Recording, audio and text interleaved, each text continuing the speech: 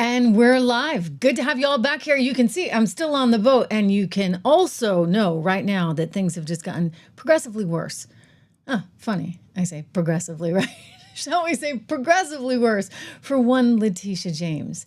Because when MSNBC is calling you out and saying, things are not looking good for you, I think it's probably time to worry. We're going to talk about that story. Plus, I want to get into what's going down in D.C. right now. The president saying he's going to remake the city. He's going to make it safe. He's going to make it clean. And oh my gosh, you'd think he was igniting World War III there, for goodness sakes. Well, maybe he is, because the Democrats are positively, absolutely losing it. And I mean losing it.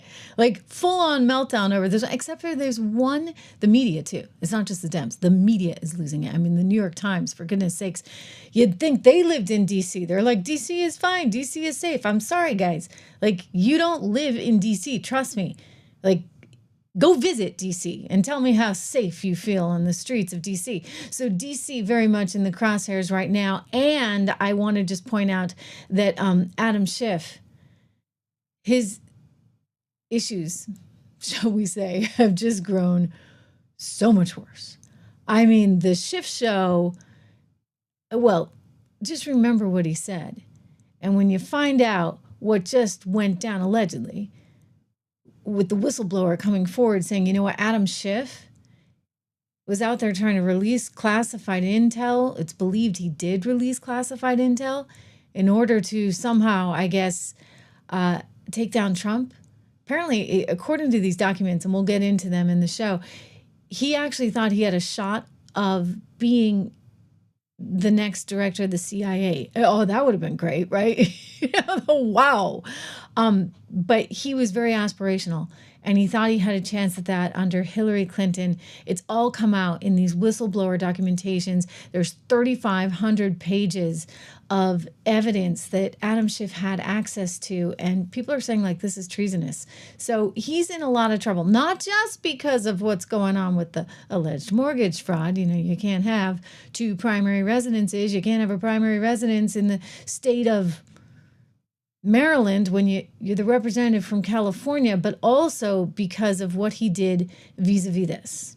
In which the Russians offered help, which we know they did. The campaign accepted help, which we know they did. The Russians then delivered help, which we know they did. There is circumstantial evidence of collusion. The case is more than that, and I can't go into the particulars, but there is more than circumstantial evidence now. So, you've said on more than one occasion that you've seen ample evidence of the Trump campaign's Russia collusion. Last March, you said you had more than circumstantial evidence of treasonous collusion with Russia. I've certainly said that there's ample evidence of collusion. Can you agree that there has been no evidence of collusion, coordination, or conspiracy that has been presented thus far between the Trump campaign and Russia? No, I don't agree with that at all. I think there's plenty of evidence of collusion or conspiracy. But we do know this. The Russians offered help. The campaign accepted help. The Russians gave help, and the president made full use of that help. And that is pretty damning. Reviewing the evidence that I have. Okay, you want to talk about what's pretty damning? That tape. Oh, and there's plenty more where that came from. One Senator Schiff. Talking about the Schiff hitting the fan, for goodness sakes. Oh my gosh, this guy's in big, huge trouble. Okay, we're going to get into all of that. But Letitia James is also in big, huge trouble. I mean, when you got MSNBC, ladies and gentlemen, MSNBC admitting that, she could be in the slammer for some 30 years, I'd say you're in tough shape.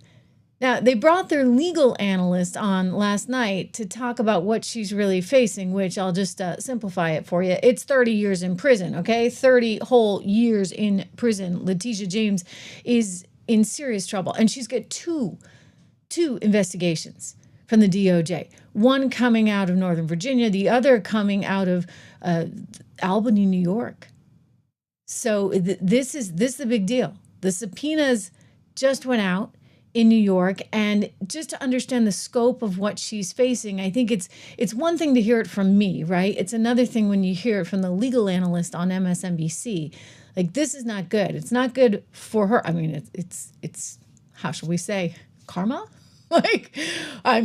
Let's be honest, right? This woman was vicious in her attack Unbelievable. And we can dig into that. But what she actually was alleging was bizarre, especially in light of, well, pot calling kettle black, so to speak, what she may have done in terms of her own mortgage. Yeah. It's like it takes one to know one, for goodness sakes. Here she was out alleging that President Trump was trying to inflate certain things like square footage on his residence, inflate the value, and in terms of what he estimated Mar-a-Lago to be worth. And yet, what was she doing? Oh, well, she was deflating. In the case of the Brooklyn apartment building, apparently saying she had 4 units instead of 5. And then there was the residence in Virginia, which she claimed was her permanent residence, which obviously, if you're the Attorney General of the state of New York, it cannot be your permanent residence. But anyway, she went after him for this, that, and the other. And yeah, you know what? What goes around comes around, shall we say. I guess she started this fight, which is what everybody knows and everybody admits. Even New York Magazine had a headline saying this is her own doing. I mean, she made her bed and now she's going to lie in it. And it could take 30 years to get out. Listen to this guy. There is nothing scarier for a citizen to get a subpoena or find out that they're being investigated by a federal criminal grand jury. It's terrifying. And here's why. Grand jury investigations sweep broadly. They gather terabytes of information, and they're very efficient at going through it. And the problem there for people is that they may be investigating issue number 1 and then stumble across never before known issue number 2 when going through all those documents. That is why if somebody is the subject, the target of a grand jury investigation, that is not a good sign. So given that the federal government has such tremendous power to investigate, Letitia James should be very concerned. Not that she necessarily did anything wrong, but because that kind of scrutiny of financial records, of business records, everything going back probably years, might yield something that the government finds interesting. I mean, like, how about just saying, if we really wanted to go back in time to the mortgage application that she filed with her father, in which she said her dad was actually her husband. I mean, you could go back and find all kinds of things, I suspect, I think. And you know what? If she was violating Trump's civil rights, you know what? She was violating a whole bunch of other people's civil rights. And that's what they're going to try and determine. I mean, don't forget how rabid she really was, right? I mean, this woman was out for blood. It was really clear. He's called me venomous. We will fight back to your attempt to bring Trumpism to New York City. He's called me disgraceful. Of the fact that they stole the Supreme Court seat. An illegitimate president and an illegitimate member of the United States Supreme Court. He's called me radical. Listen, yes. We know he's crazy. Yes. We know he doesn't have a sound mind. Yes. We know he's out of control. Yes. We know he's losing it. Yes. We know his days are numbered and we will come together. He's called me a racist. We've got to stand up to an administration which is too male, too pale, and too stale.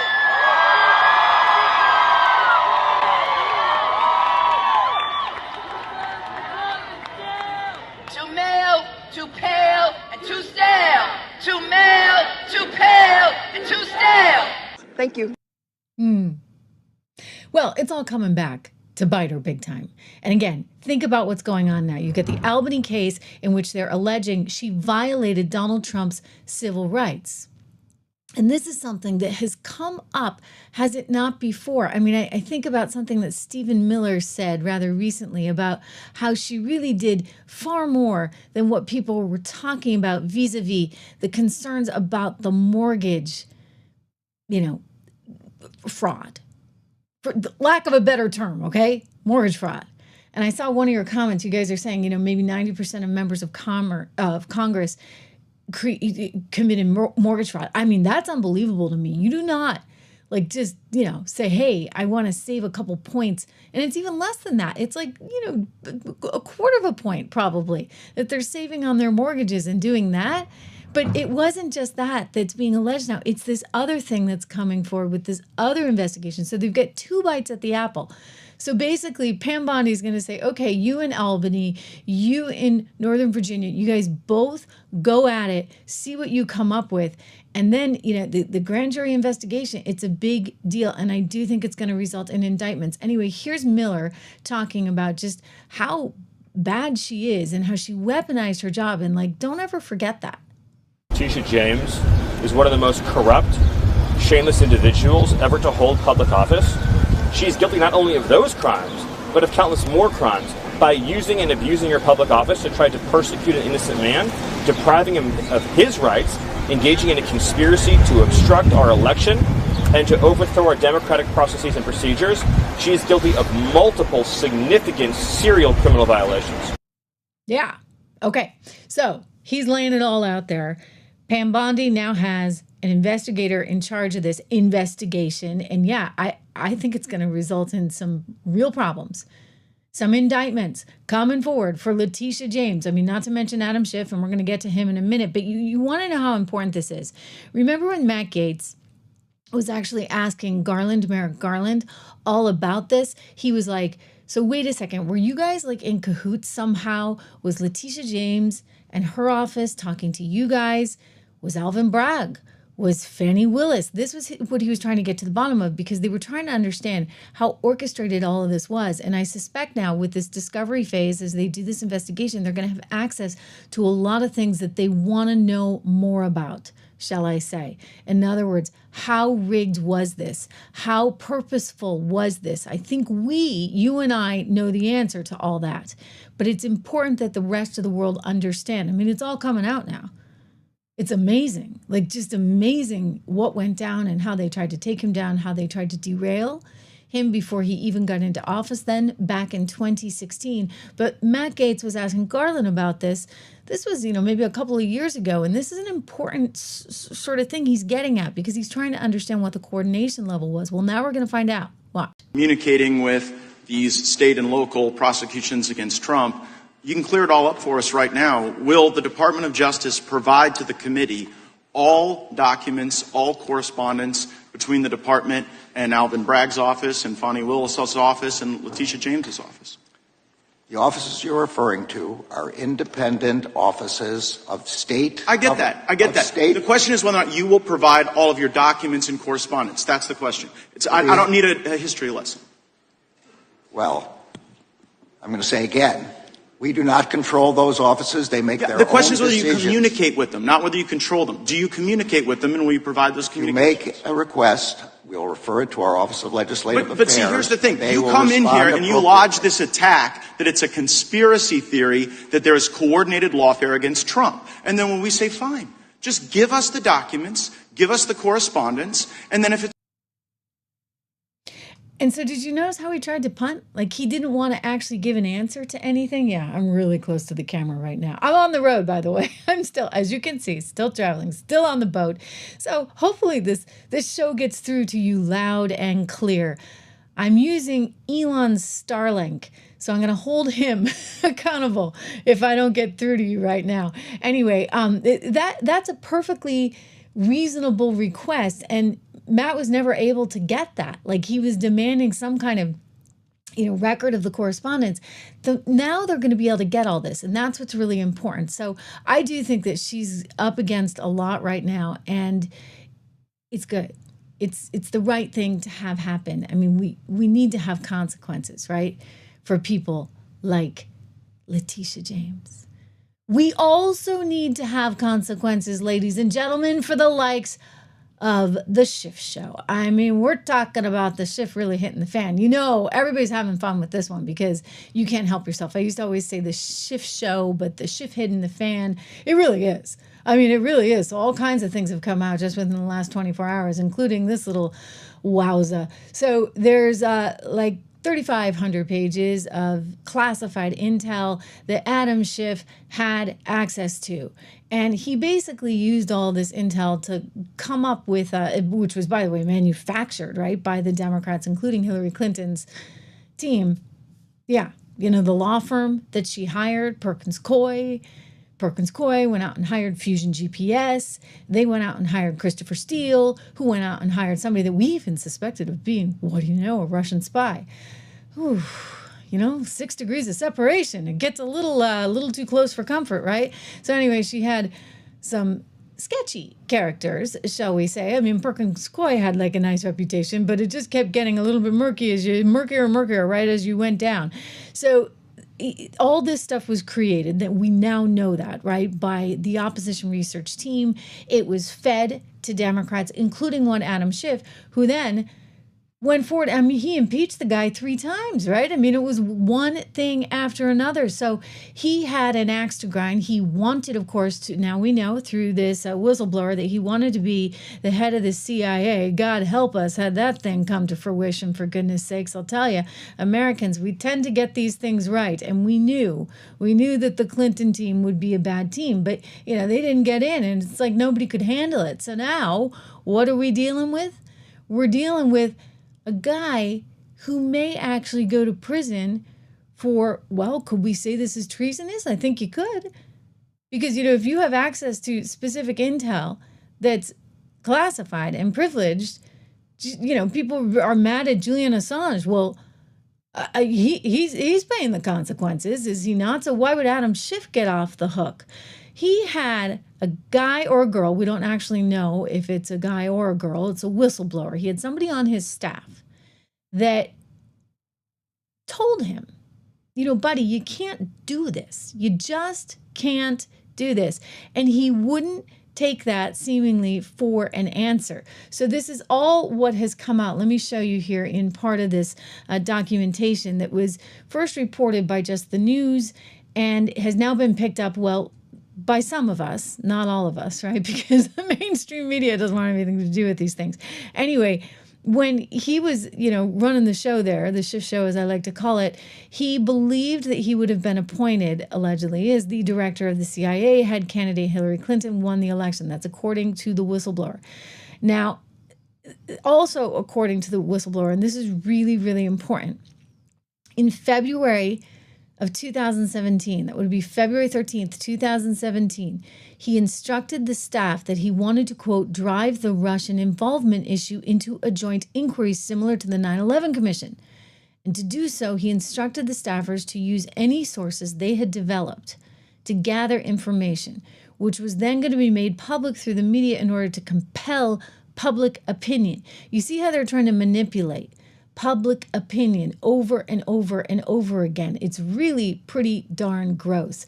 So I think that's important as we look at this to remember they're constantly trying to manipulate public opinion. One of the things that they tried to do was to collect more information on Michael Flynn. Poor Michael Flynn, we know how that one went down.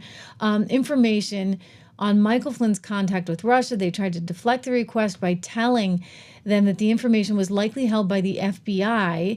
Nonetheless, Schiff kept asked again, to which they said they'd give it a try, although they were actually never able to read out all the contacts. I mean, it's pretty incredible in light of the fact that Adam Schiff was out there telling everyone over and over again that this president effectively wasn't legit. He was put there by the Russians, etc. John Solomon from Just the News, head of Just the News, first reporting this, he gave the documents, I guess, to Kash Patel, and now there's going to probably be an inquiry into all of this. So Adam Schiff is, what his pants right about now, shall we say? Yeah, okay. I usually don't go there, but we have to because we can't help ourselves. Sometimes I'm like a 10-year-old boy. Here's John Solomon. Listen to him. Listen, this whistleblower literally sat in a meeting, he tells the FBI, where Adam Schiff authorized the leaking of classified secrets to dirty up Donald Trump and to try to build towards either a select committee in Congress or a special prosecutor. This whistleblower was a career intelligence officer. He had worked for the House Intelligence Committee, Democrat staff for a dozen years when he came forward to the FBI. He gave 4 interviews. He gave very specific information to the FBI, and nothing happened. Why? Because the Justice Department simply decided to take a pass. How many times have we sat around in the last decade and heard, we're going to get to the bottom of that classified leak, and then a few months later, we couldn't get to the bottom of that classified leak. In the case of Adam Schiff, They got to the bottom of some classified leaks, but the Justice Department chose not to act. So tonight, past attorney generals, people like Merrick Garland and Jeff Sessions and Rod Rosenstein, who was acting on Russiagate, they've got some serious questions answered. Did they know about this Adam Schiff stuff? Why did they allow it to be passed on? And will anything happen in the current Justice Department? I mean, not to mention, apparently this whistleblower went to higher ups and filed multiple reports saying, oh my gosh, Congressman Schiff is trying to leak classified intel. And nobody did anything. Surprise, surprise on that one, right? Nobody did a darn thing. And he went out there and he continued to spout his nonsense all over the airwaves over and over again. In which the Russians offered help, which we know they did. The campaign accepted help, which we know they did. The Russians then delivered help, which we know they did. There is circumstantial evidence of collusion. The case is more than that, and I can't go into the particulars, but there is more than circumstantial evidence now. So, you've said on more than one occasion that you've seen ample evidence of the Trump campaign's Russia collusion. Last March, you said you had more than circumstantial evidence of treasonous collusion with Russia. I've certainly said that there's ample evidence of collusion. Can you agree that there has been no evidence of collusion, coordination, or conspiracy that has been presented thus far between the Trump campaign and Russia? No, I don't agree with that at all. I think there's plenty of evidence of collusion or conspiracy. But we do know this. The Russians offered help. The campaign accepted help. The Russians gave help, and the president made full use of that help. And that is pretty damning. Reviewing the evidence that I have. So he said a lot of stuff. And he apparently leaked a whole bunch of stuff. Like, what kind of person does that? I mean, you're a member of government. You've got access to specific intel, maybe because, you actually, for some patriotic reason. No, this wasn't about patriotism. According to the whistleblower, it's because he's mad he didn't get to become the head of the CIA. He thought if Hillary was in charge, he'd be all set. So Adam Schiff is going to be in a lot of trouble. I want to go back. Do you remember when the director of the CIA, John Radcliffe, was in his confirmation hearings? And he was asked about, whether or not he would be transparent and truthful. And one of the things he brought up was directly related to all of this, because he knew that Schiff was up to no good back then. And he kind of referenced it. This is a call out of Schiff back in, quite recently, I think this was in January of this year. Just listen in to what John Radcliffe said. And remember, this is now the head of the CIA. So Adam, watch out. In 2020, when a chairman of an intelligence committee misrepresented that a laptop owned by then candidate Biden's son was somehow a Russian intelligence operation, and 51 former intelligence officials used the imprimatur of IC authority to go along with that, I stood in the breach. I stood alone and told the American people the truth about that. So I think my record in terms of speaking truth to power and defending the intelligence community and its good work is very clear. And what I can assure you is those types of instances, if I'm in that position as CIA director and have to do that again, as uncomfortable as that can be, to be accused, the truth will ultimately defend itself, and I think that that intelligence will as well. So the whistleblower did report this, actually, and in 2017, the whistleblower was informed that the issue, I'm quoting here directly from the report, would not be investigated further by the DOJ, as congressmen have immunity to all speech and actions made on the floor of the U.S. House of Representatives, did not believe that the activity he witnessed would be protected by this legal provision. Well, the whistleblower was right. Like, there was, I don't think he is protected by this, because you can't take secret intel, classified intel, and then go out and call up your buddies at the New York Times who you have on speed dial and whoever else, right? Like, you name it. Like this, they were in the business of trying to manipulate public opinion, and they owned the media. So they had the media resources to be able to do this. He hated Trump. They had their narrative and they ran with it. I mean, to the point where they even had Jimmy Carter saying, this is not a legitimate president. So it's all coming out. And interestingly, you haven't seen Adam Schiff say a whole lot on any of this, whether it's the mortgage fraud thing, whether it's the whistleblower. I mean, he's up the, you know what, this is the Schiff's Creek, okay? I mean, I think he actually could find himself in enormous amounts of trouble, but there's a lot of people that need to be held accountable right now. The media, never reported on any of this fairly. They're incapable of reporting on any of this fairly. It's just not in their DNA. I want to turn to what they've been doing in terms of DC, right? Because they're not reporting any of that in DC very fairly right now. Nothing at all. Nothing at all. I mean, if you listen to them, for goodness sakes, you'd think that like DC was actually, safe, right? But before I do, I want to tell you about balance of nature, because you know how into ingredients I actually am. I read the ingredients now on everything. I actually credit RFK Jr. I'm putting this on the screen so you can see balance of nature. Code Trish.com, code Trish for 35% off, and you actually get a free, limited time only, a free extra spice and fiber supplements. So go check this out. We love our sponsors here on the Trish Vegan Show, because they make it all possible for me to be here with you free every day. So there's no charge on this. And, we just think the world of these guys. And I'll tell you, I think the world of myself and my family and my kids, and ingredients are really important. And so one of the things I like about this company and their supplements is that their ingredients are good things only. Okay, we're talking about supplements that have no binders, they have no additives, no artificial colors, no fillers, just whole fruits and veggies, gluten-free, vegan-friendly, all that good stuff. And they use advanced vacuum cold processes in order to better preserve the nutritional value. So I can say with confidence that when I'm taking my fruits and veggies, I'm actually getting 31 ingredients worth of fruits and veggies. That's a big deal every single day from Balance in Nature. And you can too. Join me in this. Use my discount code TRISH to get 35% off, free shipping. Plus, for like a limited time, I said you get the free bottle of fiber and spice. But you have to use my discount code TRISH. It helps the show. It helps you. It helps me. All good stuff. Lots of helping all the way around. I should point out their phone number. You can call directly. Is 1-800-246-8751.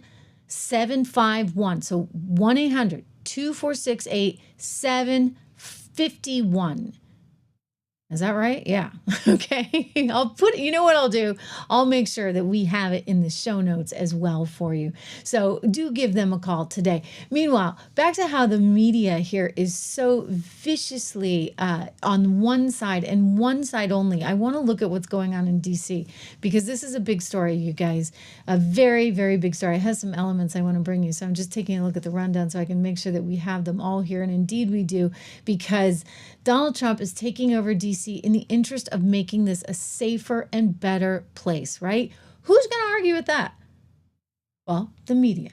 The media apparently doesn't care about the fact that, well, the nation's capital is looking at a homicide rate that is 41 per 100,000. I mean, that's awful. It's more, we talked about this yesterday, it's more than Mexico City, which blows me away, because actually, my colleague over at 76 Research, 76research.com, market's on fire again today. We'll talk about that in a little bit, because I want you to be investing. 76research.com is my company that I have there. My colleague, Rob, was down in Mexico City recently, and I was like, oh my gosh, be careful, be careful, be careful. Well, I should have told him that when he went to DC, right? Because look at that, 41 per 100,000 versus Mexico City, just 8 per 100,000. I mean, that just blows me away. Lima, Peru, 7 per 100,000. I mean, you are way better off in Nairobi than you are in Washington, D.C. So Donald Trump wants to change this. And the New York Times is flipping out. The New York Times is like, no, it's not that bad.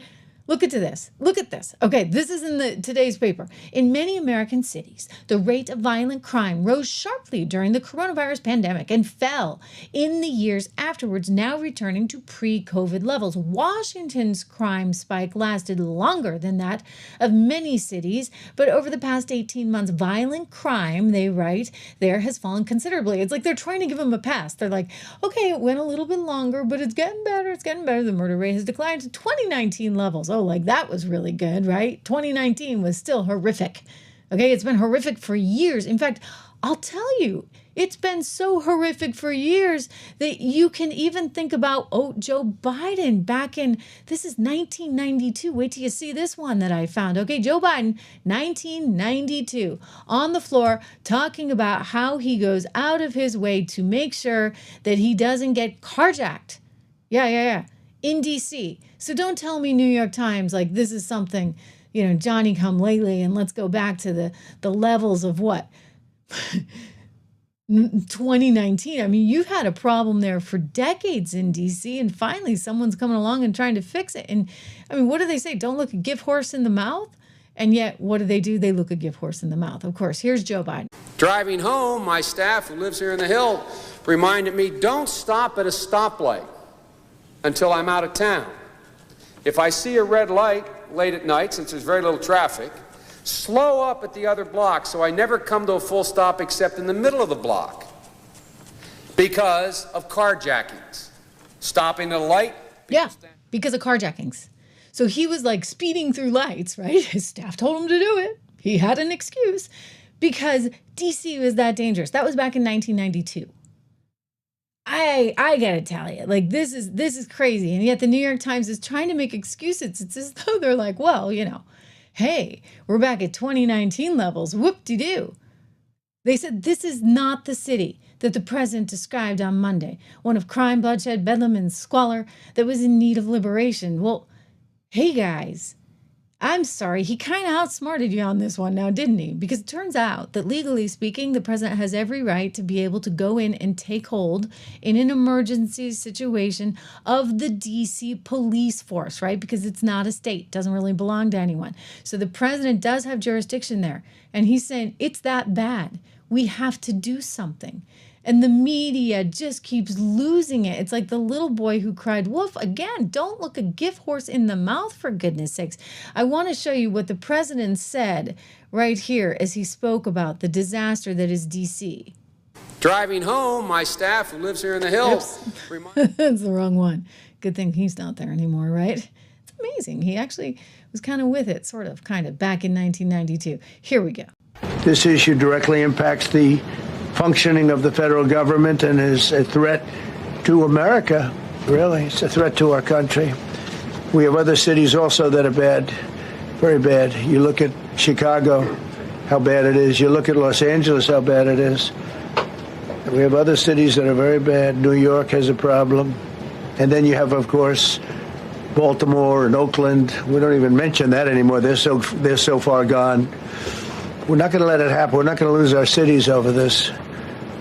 And this will go further. We're starting very strongly with D.C., and we're going to clean it up real quick, very quickly, as they say.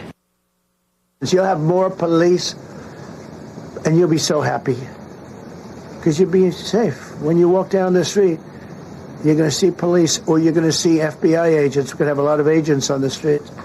And you're going to have a lot of essentially military, and we will bring in the military if it's needed, by the way.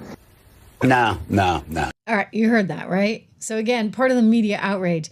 This next clip I'm going to show you, this reminds me of when Joe Scarborough was like, best Biden ever, because sitting there, he's looking you straight in the face, and he gets himself into like a little bit of a conundrum because he's like, oh, DC.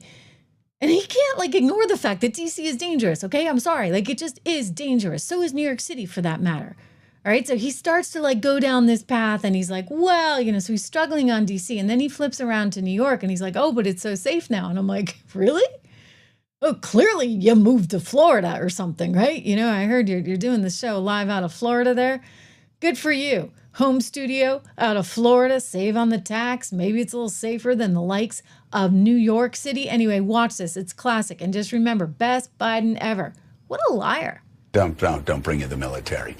Willie, what's interesting about this list, first of all, I don't know what problems he has in New York City. Again, crime in that city and quality of life in that city, though after COVID went down, I mean, my God, I think New York City is safer now than it's been in like 55 years, 60 years. I mean, the stats are just off the charts. And throughout most of New York, people just don't feel the menace that you feel not only in Washington, D.C., which, by the way, Washington, D.C. is a special case. It's the nation's capital.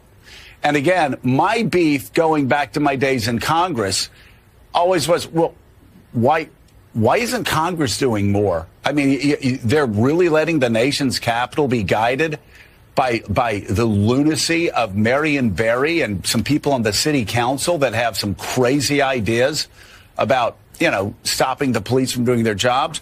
But it's the nation's capital. So I think Congress and the president should have stepped in 30 years ago. But the president left some cities off the list. Okay, you see what I said? Like, he's kind of just talking himself around in circles here. He's like, I don't know how to quite criticize him on this because D.C. is kind of bad, and it is the nation's capital. But.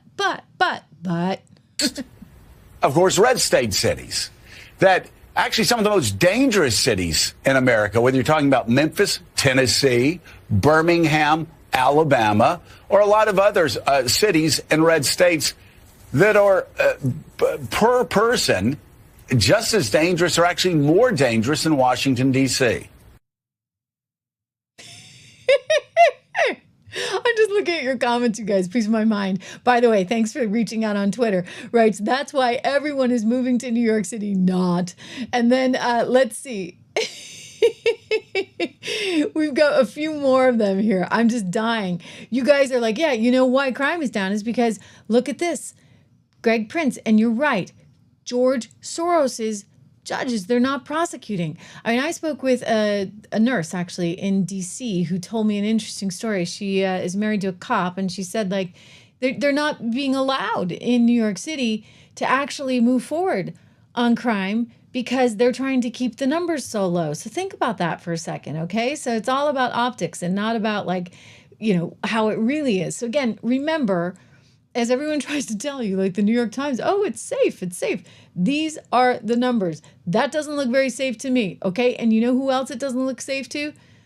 This doesn't look very safe to a member of the media establishment, a new a reporter, actually not a New York reporter, a DC reporter actually spoke out about all this, right? She's looking at these crime numbers, but not only is she looking at the crime numbers, she's feeling these crime numbers. I mean, she works in Washington, D.C., and the ABC News Bureau has been hit with a wave of crime in the nearby area. So all of a sudden she goes off script, and in the middle of this interview, she just starts ranting about how bad the crime is. And I'm sure everybody at ABC is like, wait, what? No, you're not supposed to say that, right? You're supposed to like massage this or like walk some kind of line somehow, some way, because, we have our side and we're sticking to it. Well, she just went rogue, and I want you to see this. This is the ABC reporter talking with some others about her own experience. And gosh darn it, nobody should have to deal with this. No one. We've been talking so much about the numbers, and yeah, usually that's how you play devil's advocate, is you talk about, oh, well, stats say crime is down. However, I can tell you firsthand here in downtown D.C. where we work, right here around our bureau, just in the past 6 months, there were 2 people shot. 1 person died, literally 2 blocks down here from the bureau. It was within the last 2 years that I actually was jumped walking just 2 blocks down from here. And then just this morning, one of my coworkers said her car was stolen a block away from the bureau. So we can talk about the numbers going down, but crime is happening every single day because we're all experiencing it firsthand while working and living down here. So this gets back to what one of you guys was just saying. In other words, you have a lot of people in place, and what I anecdotally am telling you about, the woman I met who's a nurse married to a cop, and they can't actually, do their jobs. Like, there's this effort to make it look better, but they're not actually making it safer. They're not actually making it better. And this poor woman, as she said, she was jumped in DC. Her colleague that day had had her car stolen. I mean, this is not okay, right? This is in like a downtown area. And this, for goodness sakes, is our nation's capital. Not that it should matter. I mean, you should be safe wherever. And so Trump has taken this on. And you know what? This is one that he can take on. And they don't have the legal might to fight back on this. And so I'm kind of wondering if, like, the mayor realizes that. Because back in 1974, they wrote this into the code that in case of emergency, the president would be in charge of the D.C. police. And he said, this is yesterday, D.C. is going to be liberated today. All the crime and filth and savagery and scum, they're going to disappear. I'm going to make our capital great again. We're not going to tolerate this because you have innocent people, right, that need to be able to live and go about their business. And what has happened is truly, truly, truly awful. There's no reason that people should be living in an area that is filled with so much crime. And he made it really clear. Let me show you this excerpt that caused a little bit of a stir. Because, he's not being politically correct about it. It's not time to be politically correct about this stuff. Here we go. And we're getting rid of the slums, too. We have slums here. We're getting rid of them. I know it's not politically correct. You'll say, oh, so terrible. No, we're getting rid of the slums where they live. So he's saying he doesn't want the squalor. He doesn't want the slums. He doesn't want the crime. And the media is like, no, we want all that. It reminds me of when I first moved to San Francisco, which I called Sucks Francisco a lot of years ago. My husband and I moved out there. Thank you, Thomas Conservative. I appreciate it. I would just say that Sucks Francisco was named that very, very quickly by me because I actually didn't feel safe. And that was a lot of years ago. You try going there now. I didn't feel safe. And we lived in a safe area, Nob Hill. But if you went down the hill, like you're up on the hill, right? If you went down the hill, just even halfway down the hill, I mean, there were all kinds of things. Like, we're in polite company. I'm not going to talk about it, but let's just suffice it to say it was a really aggressive community. And they also had a lot of homelessness there. And I was sort of stunned by it because I come from New York City, and don't forget, like, there had been a lot of cleanup. Thank you, Rudy Giuliani, that had gone on in New York City. And I went to San Francisco. I'm like, you got to be kidding me. Like, this homelessness is out of control. And again, we're going back like 20 years, guys. I mean, this is a long time ago. And it was that bad then. And at the time, Gavin Newsom was married to Kimberly Guilfoyle, and he was running for mayor. And he had a proposal to get the homeless off the streets. And he was going to require that instead of going in and getting cash from the government, every week they literally handed out cash. He would require them to actually be in housing where they would have treatment programs. And, he couldn't get this through. It's like the whole darn place just like loved the fact that they had all the homelessness there. They like saw it as part of their charm. I'm like, I'm sorry, this is not charming. This is uncomfortable. This is dangerous. And it wasn't just the homelessness. It was a lot of other things as well. So listen, DC deserves this. And for the media to sit there and try and pretend like it's not, it's not crime-ridden, it's not a bad place, that is absolutely ridiculous. I mean, it really is ridiculous. And there's no reason for that. I mean, as I said, don't look a gift horse in the mouth. Jonathan Mason writing that DC youth have no job opportunities. Maybe if they created trade schools, right? And they developed some jobs for kids outside of DC, that's a good idea. There's a whole lot of things that could be done. But for whatever reason, the Democrats haven't been willing to do any of it. They just they dig in their heels. And right now it's just ABT, anything but Trump. And so as a result of this, he's out there trying to fix things and they don't want any part of it. You think about the mayor. I give her credit because she was asked about this, of course, on MSNBC, where they're like foaming at the mouth. They're blaming racism. Of course, when in doubt, go back to that. Go back to the well. They're trying to say that he's racist against young black kids. It's, I'm sorry. You want to offer a better opportunity. And that means making sure that those kids on the streets anywhere have safety so that there are alternatives, that they can go to school, that they can go to work. Look at this. The mayor of DC, like, she's like, okay, you know what? I realize, like, it's popular rhetoric on the campaign trail, but the reality is we need the help. I give her credit for this. One of the things that we have seen over and over from the president, from his team, Stephen Miller saying it's like Baghdad in Ethiopia. They seem to hold their harshest criticism sometimes for cities that are majority black and brown. Do you see that, and what do you think that means? I think that I have been dealing kind of with this issue for a number of years. It's kind of easy fodder on the campaign trail. But now we're talking about governing, and my job is to focus on making sure our city is running well, and people enjoy a great quality of life. And I think we're doing a really good job. We do need the federal government's help, as I mentioned, because they have an outsized influence on our criminal justice system. We need more prosecutors. We need more judges. There are other ways to help. Even we want to rebuild our jail, and there are ways that the feds can help with that. But also just doing their part, cutting the grass, fixing the fountains, making sure that federal law enforcement is doing all of the policing that they can do. And I just have to say thank you to MPS, FBI, ATF, who've always worked cooperatively with us, and we expect that they will again. Okay. You know what? Good for her. Like, she's actually like welcoming the help. She's like, okay, you want to help?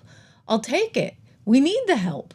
And she's right. They do need the help. And yet, again, I'm looking at NPR, guys. NPR, they are just unbelievable. I'm so sick of it. And they're just bitter, because they lost all their extra funding from the State Department, right? Let's take a look at this right here. I was reading their piece today. They're trying to say that this is somehow racist, that Trump's primary targets are those he describes as criminals. In this case, often teenagers, many of them black. Washington has struggled, they write, at times with violence caused by young. Like, this is so funny. Like, at times Washington has struggled, at times with young men who sometimes ride motorcycles and four-wheelers.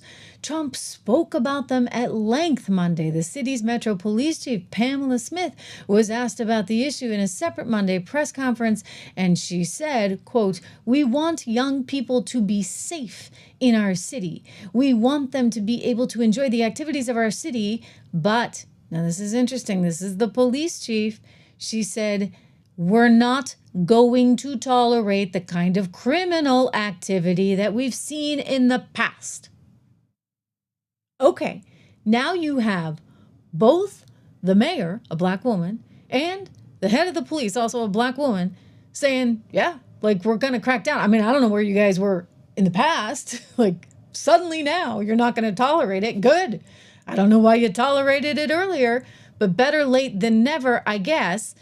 Maybe you're figuring out you got to play ball here with the new president of the United States who means business. But think about this. I mean, who is in charge, right, of the D.C. police? Who is in charge? Well, we got a funny shot going on. There we go. I think that was my phone. Who's in charge of the D.C. police? It's a woman who actually has a rather interesting background.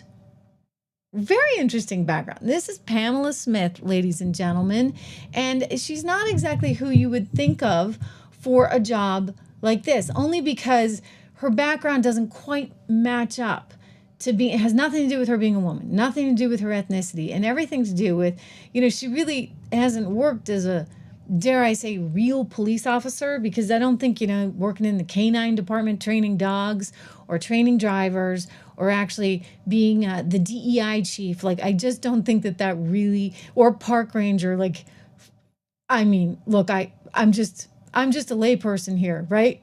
I don't have any real police experience, but it doesn't seem to me that is a qualification for becoming head of the police. So here's a little bit about her, courtesy of Wiki. Take it with a grain of salt because it's Wikipedia. But it says that she became head of the police department after first serving as its chief equity officer. So she went in as the chief equity officer in 2023. Woohoo! Like, that's a real compelling job, right? And then got promoted by the mayor to run the police force. Here's a little bit more about her. Pamela, after college, moved to New York, where she worked as a seasonal park ranger at the Gateway National Recreation Center. Again, like Parks and Rec. Like, that's not exactly DC police material, shall I say. And she was a social worker. Oh my goodness, she's just checking all the boxes, right? But none that would actually qualify you for being head of police in DC. She was a social worker out on Staten Island. Great. She worked in the foster care system. Apparently, she had been a product of foster care at one point, so she's giving back to her community. Great. Okay, again, doesn't qualify you for being head of the police force there in Washington, D.C. And then we've got more on her. Okay, look at this. She worked again as United States Park Police in 1998 as a patrol officer in the San Francisco field office. But is she still like parks when she's in San Francisco? I'd like to clarify that. And then she got the big gig. She got to train the cute little German shepherds, right? The canine unit.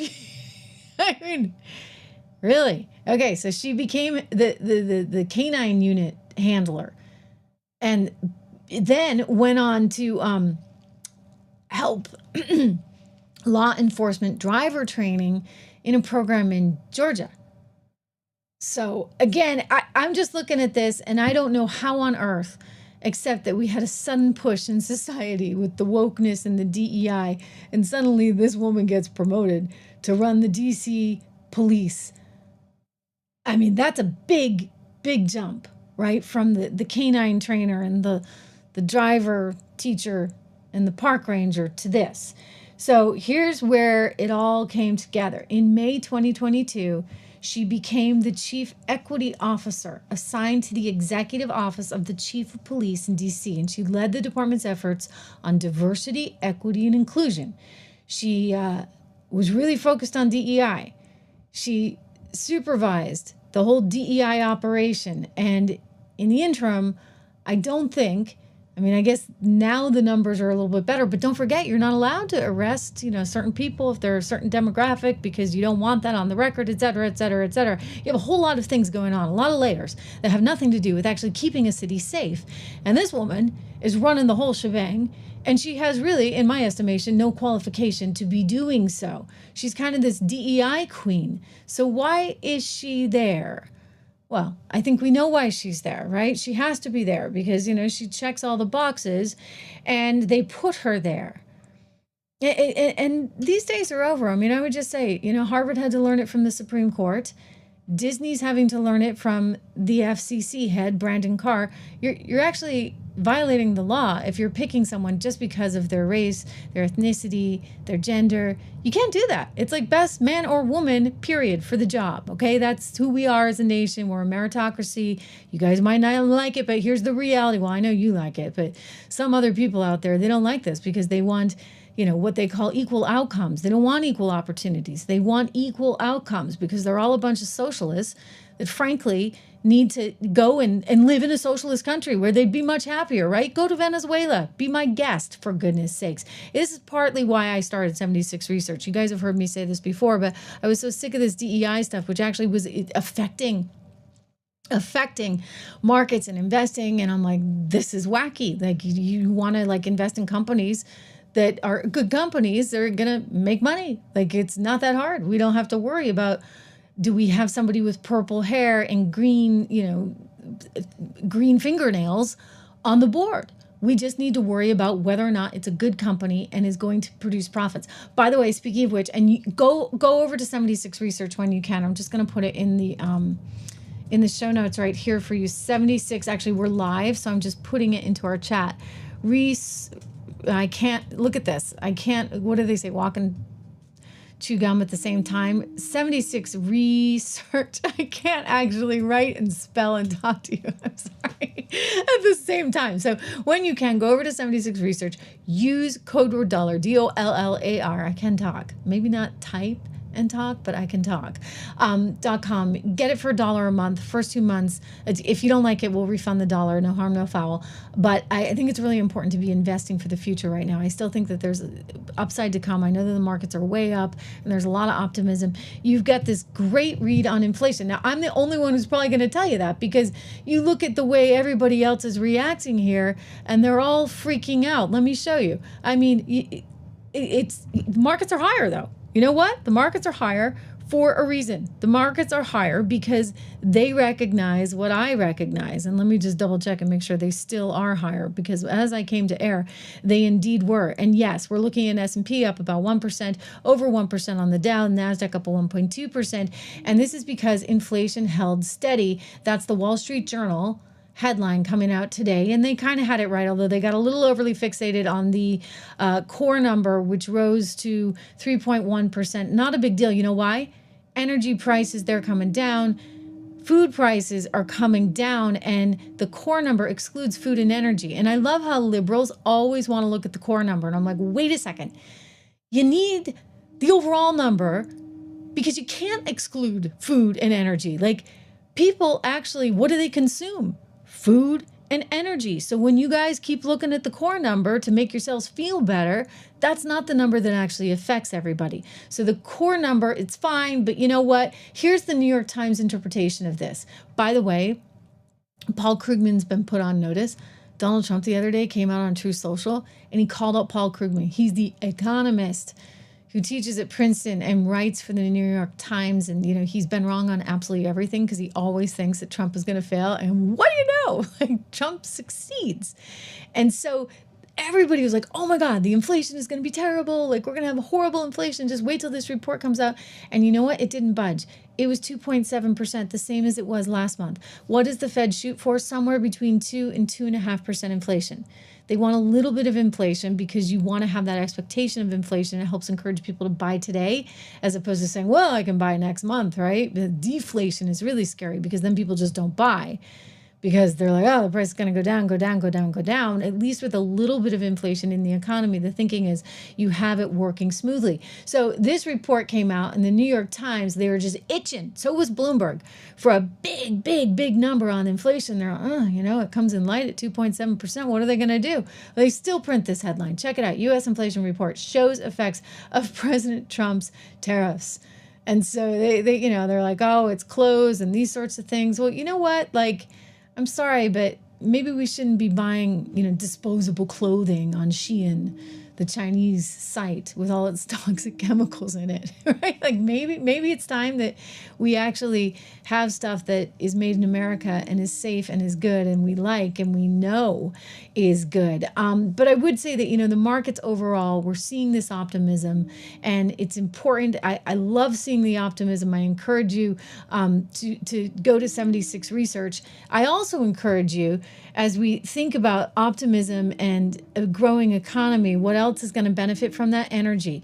And what is also benefiting? But U.S. energy. And this is a big deal. This is a big deal, guys, because the left has had their way for so long, even on everything, right? On everything. And it gets a little annoying after a while because they've been able to brainwash everybody. One of the reasons that actually we get a loud noise behind me. I don't know if you can hear it. I think another ship is taking off. One of the reasons why Rob and I started this 76 Research was because of everything that the left was doing. It was just impossible.